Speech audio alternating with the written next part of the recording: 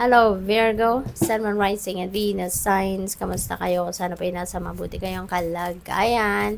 Welcome back po sa Star Tarot. At kung bago kayo rito, welcome din po kayo. Please subscribe, like, share my videos, and leave me a comment kung naka-resonate kayo. Thank you. So, tingnan natin kung ano yung mga messages ninyo na kailangang marinig ninyo or malaman ninyo at this time. So, we have career, we have heals, we have fly. Wow. Alright, so unahin muna natin ito. So, meron kayong siguro, maybe you are going to focus on your career, no? Sa ngayon, maaring yan ang hinihingi ng inyong sitwasyon. Kasi baka dati, hindi ninyo ito masyadong naaasikaso, no? Kaya, kailangan na i-remind kayo ng spirit ngayon, to focus on your career. And dahil siguro meron kayong mga obstacles na siguro na nararanasan ngayon, no, related sa inyong karera, kaya ito yung nire-remind sa inyo na pay attention, no, to your career. Otherwise, diba, baka kayo ay magkakaproblema. So, yun na nga, baka meron kayong mga obstacles, no? But always remember na yung mga obstacles na yan, those are part talaga ng ating journey. That is part of our soul's journey na kailangan talagang kailangan nating we need to work on it, diba, para malagpasan natin. But always remember na lahat ng obstacles, lahat ng problema ay may solusyon. Okay? Kaya wag kayong mag-give up, wag kayong mag-alala. No? Just focus on positive, just focus on what you can do to overcome those obstacles, no? Rather than focusing on the obstacle itself, mag-focus tayo or mag-focus kayo doon sa kung ano ang magagawa ninyo to overcome your problems and your obstacles. This is also a period of ill health, no? And feeling ko yung ill health na to is depression. Ito yung overly sadness. So, siguro meron ang iba sa inyo dito na sobra kayong nalulungkot, maybe because you are alone and lonely. You know, for some of you lang, hindi ito para sa lahat, ha. So, as I always say, this is a collective reading. So, there are messages dito na magra-resonate sa inyo. Merong energies na hindi. Kaya kunin nyo lang kung ano yung magra-resonate sa inyo. At yung mga hindi sumasakto sa inyong sitwasyon, then, deadma mo na lang yan. No? Leave it for someone else. So, yun, for some of you, maaaring kayo nadidepress, kayo overly sad, for whatever reason, maaaring kayo ay mag-isa, malayo kayo sa pamilya mo, malayo kayo sa mga kaibigan mo, maaaring gano'n, no? Or for whatever reason. But, kailangan mo na alagaan ang inyong sarili. Okay? Huwag mong hayaan na mamayani or ang tawag dito, mabalot kayo ng kalungkutan na to. At tignan ninyo maigi ang inyong sitwasyon. Diba? Kasi for sure, makikita mo naman, tignan mo yung sarili mo sa salamin and talk to yourself. Talk to yourself. Wala kayang nagagawa din na tulong yan. When you are seeing yourself on the mirror, at kausapin mo siya. Kasi in a way, you will be talking to your soul. No? Kapag tinignan mo sa mata, sa mata, diba? Tignan mo yung mata mo sa salamin, ang itsura mo sa salamin. Kung namong problema ka, kung ano man yung pinoproblema mo, you will be able to, parang dig deeper into yourself by looking into your eyes, no? Kaya, ma-figure out mo dyan na, bakit nga ba ako nalulungkot? Bakit ako namomroblema? Diba? So, may isip mo somehow, kung ano ang dapat mo nang gawin sa sarili mo na gusto mong mabago ang inyong itsura, mabago ang inyong sitwasyon. Kasi kapag nalulungkot tayo, diba, nakikita natin yan sa mga mata natin.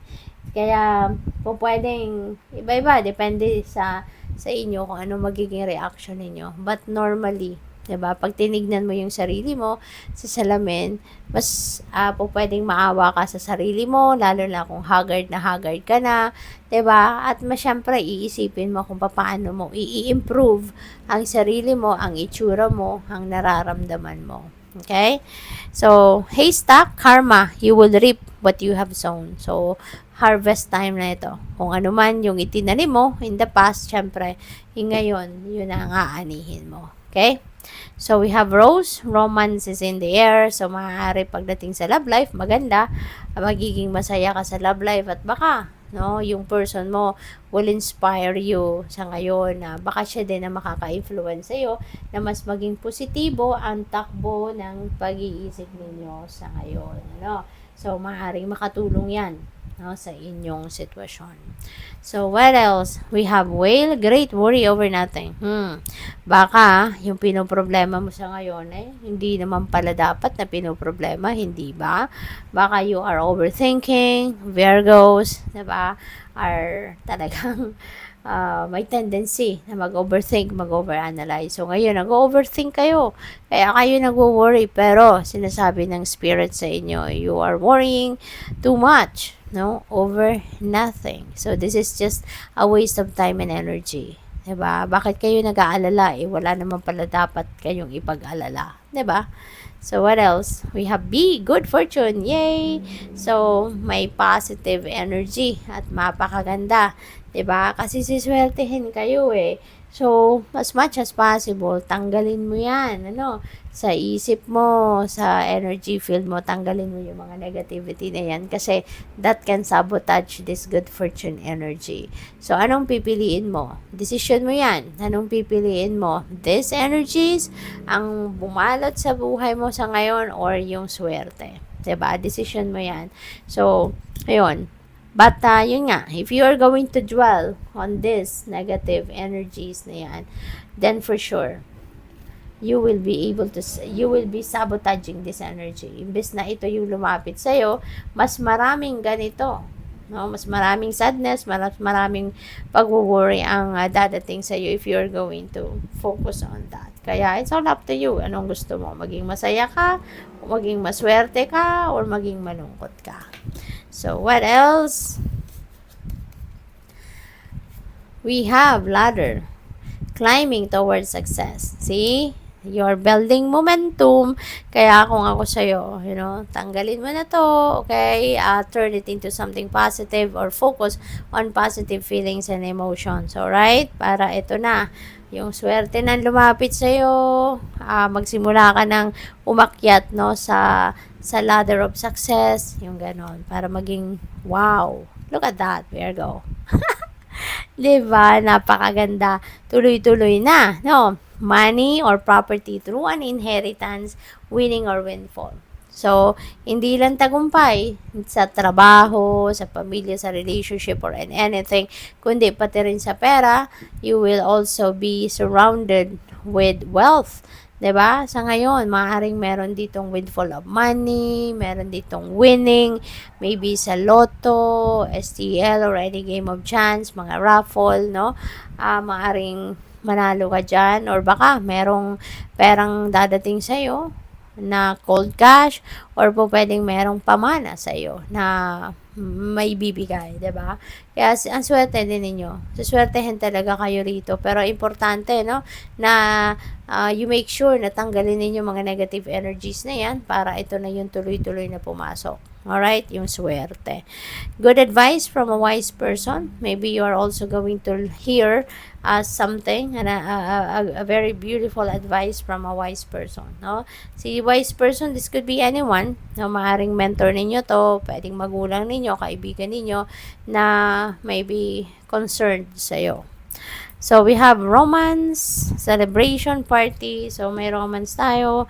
So, baka ang iba sa inyo dito, baka merong milestone, no, yung inyong relationship na isi-celebrate kayo, Kaya, pwede na magiging, magiging masaya ang inyong relationship sa ngayon. Kasi, baka meron kayong magandang samahan, magandang relationship ninyo, you are very loving, harmonious ang relationship, at baka, may celebrate kayong okasyon. or baka makikipag-party din kayo, 'di ba? So we also have dissatisfaction with life. Tanggalin na niyo na 'to, you know. Wag na ninyong isipin pa yung mga dissatisfaction na 'to kasi kung meron man mga nangyayari sa buhay natin na hindi natin gusto or hindi natin kunyari may mga ginugusto tayong mangyari sa buhay natin pero hindi nangyayari, hindi binibigay sa atin. Wag na kayong magtampo, you know, wag na kayong magalit sa Panginoon, wag na kayong magtampo. Kasi let's always remember na kung anong binibigay sa atin ng universe is what's best for us. Kasi marami din tayong gusto na mangyari sa buhay natin na hindi naman yon ang best para sa atin. Kaya hindi sa atin binibigay, 'di ba? So let's just trust, no? In Divine's plan. Magtiwala lang tayo sa Kanya at alalahanin natin lagi, no? Na lahat naman ng nangyayari sa buhay natin, that is for our highest good, 'di ba? Kaya kung meron mang hindi binibigay sa atin, wag na tayong magagalit, wag na tayong magtatampo. Kasi there is something better than that, no? Na piniprepare ang universe para sa atin.